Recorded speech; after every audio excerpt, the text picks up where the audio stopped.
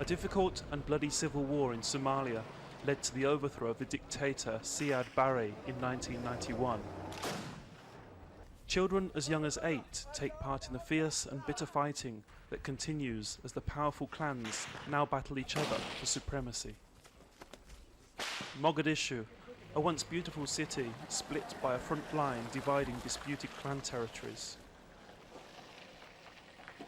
Armies of the warring factional leaders patrol here, along what is more locally known as the Green Line, a corridor of former homes and schools with grisly reminders of past skirmishes. Forced out of their homes by devastation and starvation, many Somali people have fled to makeshift refugee camps. The harsh reality is that with no ceasefire in sight, aid agencies are unlikely to intervene and conditions are likely to worsen. On almost every street, burnt-out tanks now provide million-dollar playgrounds, a poignant reminder of the failed US-led United Nations mission, Operation Restore Hope. Among those American forces was a young Marine, Hussein Adid. In what is a unique twist, he has now returned to Mogadishu as the successor to his late father, General Farah Adid, a staunch foe of the Americans. The late general was the self-elected president and leader of one of the more powerful factions. He died from injuries he received from fighting last week. The new president of the Republic of Somalia has announced the continuation of his father's policy of pacification. Disarming is part of this policy, and these soldiers are keen to do their job well.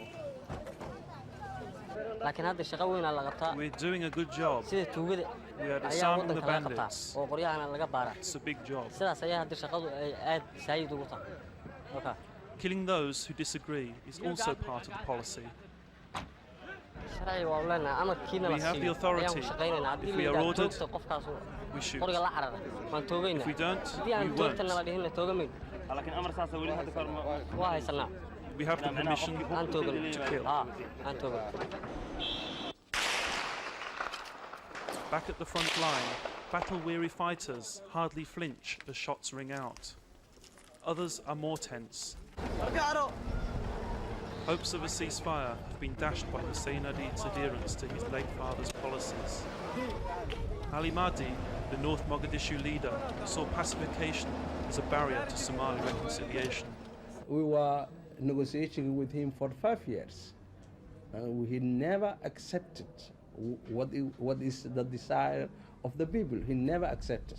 He is the man who wants only to have the power through the barrel of the gun. In agreement is faction leader Osman Atu, travelling here in protected convoy. He parted from the late General Adid's clan and left his post as finance minister last year. The reason we do have this built is I did want to take Somalia, conquer Somalia by force. And that is creating another dictator. The government's response to such condemnation by one of its own was to avoid it. I did it. This is a family affair. We don't represent family affairs. I don't think it concerns the government. A sense of normality pervades this market. The goat sellers are finding the trade sluggish. The only real economic activity is that of the cat trade. Cat, an amphetamine-like drug, perishes quickly in the heat, so each morning it is flown in from Kenya.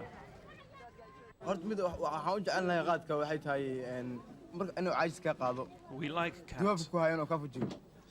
It gets rid of fatigue and staves off nightmares. It also makes the work easier. It doesn't do you much good though. Cat may relieve the tedium of war and create trigger-happy fighters, but these young men are deadly serious in their struggle. I believe I will die when Allah my God decides. laakiin marka hore But sama if my dhimanaysid people need me to defend them, marka waxa weeyaan I difaac have no meeshaan right doono to be afraid xabad kasta of hadday ka dying. dhacaysana ma dhimanayo jardi ilaahay u qoro taasi weeye Hussein Adid inherits a loyal army that his late father, General Adid, forged from warring militias, freelancers, and the former National Army. They are paid to carry a gun and put aside clan differences. waxaa loo guulaystay iyadoo qabiilkii la qubay We understand the badness of the clans. isku dhafan iyo dhibaatooyinkii la soo maray ama Now we qabiilku are uu soo united marsiiyey as a national shantii force. sano macnaha These rival faction fighters have no uniforms. They paint their technicals gaudy colours and possess a certain bravado, but no one doubts their commitment. These technicals are cannibalised aid vehicles with a machine gun or anti-aircraft gun mounted in the rear. As survivors of numerous battles, many young fighters believe the secret of their success lies in their willingness to die. haddaan dhinto waxaa u dhimanaa It doesn't si matter if daacadnimo I die, because when I'm dying, I am defending laakiin myself nafteedana in and aan my leader. isdifaaco aan So ilaahana if I ka die, cabsado no problem. Bermuda, a small enclave in the heart of Mogadishu, has turned to Islam in its search for a peaceful solution. Former wild militiamen are now running their technicals under the banner of Islam for the newly established Islamic court. As protectors, they bring order to the people. marka hore dad It's amazing. burcad oo guryaha Before, islaamka they were dhacay oo robbers waxay breaking into dhaafay Muslim jirin homes. haddana waa dad Now they're caadi normal ahoo people who kitaabka believe ilaahay in the aaminsan oo Quran. islaan ino Elman, a peace campaigner, sought a different solution to the peace problem. We want to make revolution with the sports because no one can stop the sports. Elman took young fighters under his wing and by teaching them football, reformed them. Last 5 years, we are see only the clan leaders. They get a lot of opportunity. The clan leaders and the warlords, the gunman. But today, we are celebrating. We have no gun. In Mogadishu's highly volatile and unstable conflict, there is no place for such celebrations. Last month, Elman was killed.